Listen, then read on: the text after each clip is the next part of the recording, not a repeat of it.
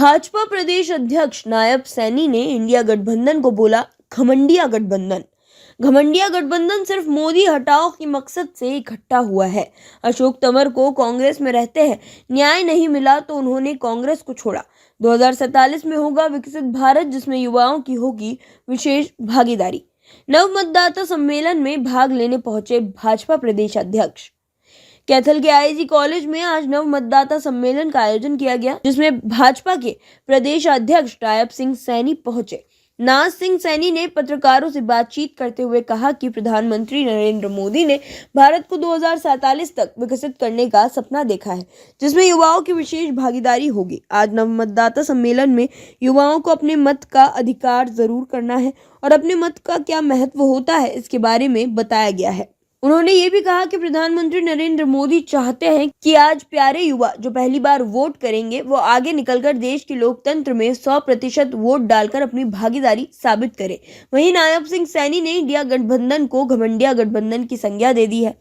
उन्होंने कहा कि ये मतलब का गठबंधन है, इसमें जितने भी घटक दल शामिल हुए सब पर भ्रष्टाचार या फिर किसी अन्य मामले में FIR दर्ज है।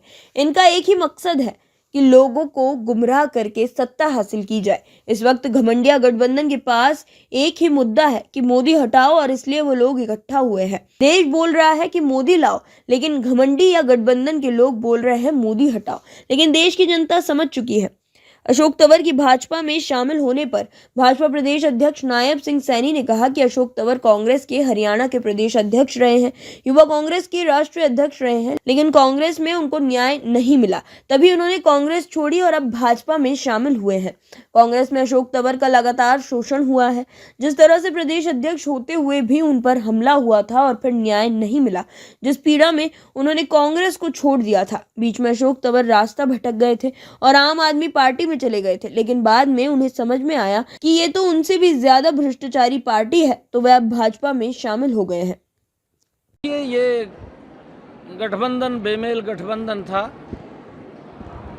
इंडिया गठबंधन के अंदर जितने भी घटक दल इसमें शामिल हुए सभी भ्रष्टाचार के अंदर संलिप्त।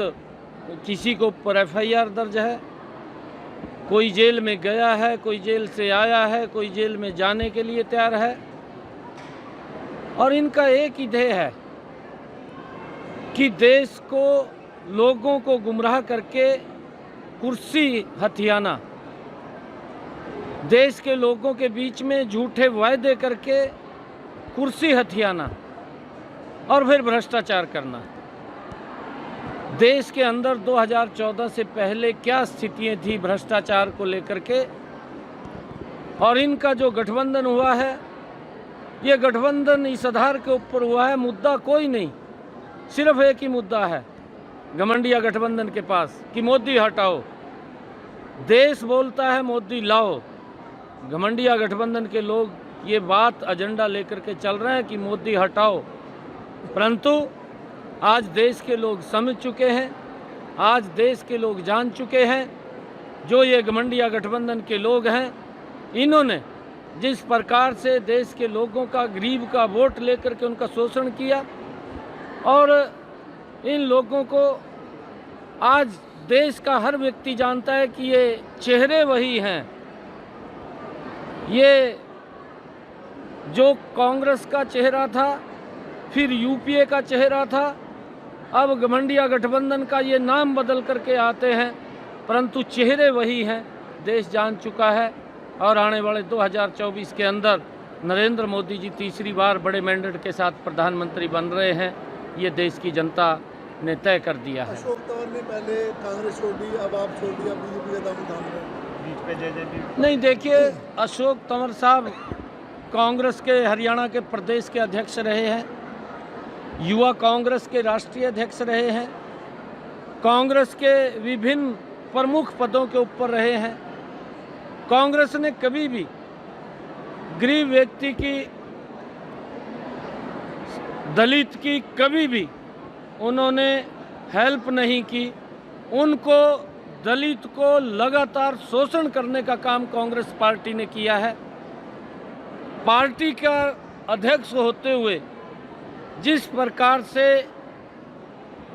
अशोक तंवर के ऊपर हमला हुआ, जिस प्रकार से उसको प्रताड़ित किया गया, उसको न्याय नहीं मिला, उसने उस पीड़ा के अंदर कांग्रेस को छोड़ा। वो रास्ता भटक गए थे और आम आदमी में चले गए थे, परंतु जब उन्होंने आम आदमी के अंदर जाकर के देखा ये तो उनसे भी बड़ी भ्रष्टाचार के अंदर पार्टी है, क्योंकि जिस प्रकार उन्होंने लोगों को कहा कि हम कट्टर ईमानदार हैं और दूसरी तरफ भ्रष्टाचार हो रहा है, तो उन्होंने उसको भी तिलांजलि दे करके भारतीय जनता पार्टी में आए हैं। भारतीय जनता पार्टी है जो अनुसूचित को सम्मान देने का काम करती है। भारतीय जनता पार्टी ने ही डॉक्टर भीमराव अंबेडकर को सम्मान देने का काम किया है। डॉक्टर भीमराव अंबेडकर जी के नाम से आदरणीय नरेंद्र मोदी जी ने पंच तीर्थ का निर्माण किया है। और आज अगर आप देखेंगे कि भारतीय जनता पार्टी ही है जो योजनाएं नरेंद्र मोदी जी के नेतृत्व में चली हैं, दूर से दूर बैठे हुए व्यक्ति को उसका 22 लाभ तारीख को पहुंचे। जो पूरे देश में माहौल था, एक पूरा भगवा रंग में रंग गया था पूरे देश, आने वाले चुनाव में कितना इम्पैक्ट मानते हैं इसका? देखिए, ये हम सब के लिए बड़े गर्व की बात है। 500 वर्षों के बाद भगवान श्री राम की भव्य मंदिर, दिव्य मंदिर के अंदर प्राण प्रतिष्ठा हुई है। पीढ़ियाँ खपी हैं, हम सौभाग्यशाली हैं, हमने अपनी आंखों से भगवान श्री राम के प्राण प्रतिष्ठा होते हुए देखी है। बहुत गर्व की देश के लिए बात है, देश के 140 करोड़ लोगों के लिए बात है। कुछ लोग इसके ऊपर राजनीति कर रहे हैं, दुर्भाग्यपूर्ण है।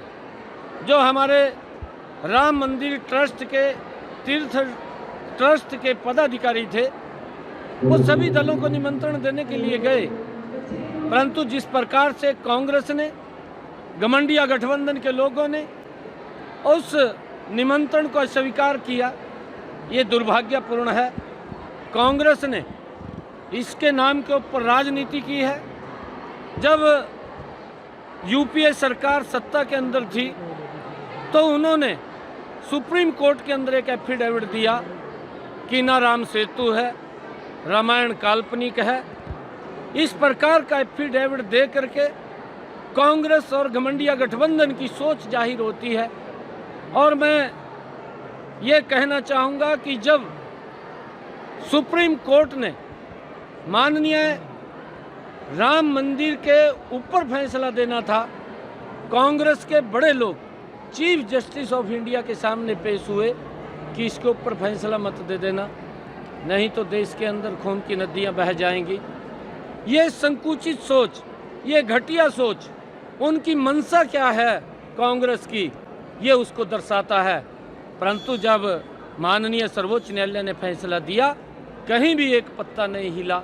आज भव्य मंदिर, आज 500 वर्षों के बाद भगवान श्री राम की प्राण प्रतिष्ठा हुई है। इसकी मैं सभी देशवासियों को, दुनिया के अंदर जो भगवान श्री राम के जो अनुयायी हैं, मैं उन सब को भी बहुत बहुत बधाई और शुभकामनाएं देता हूँ।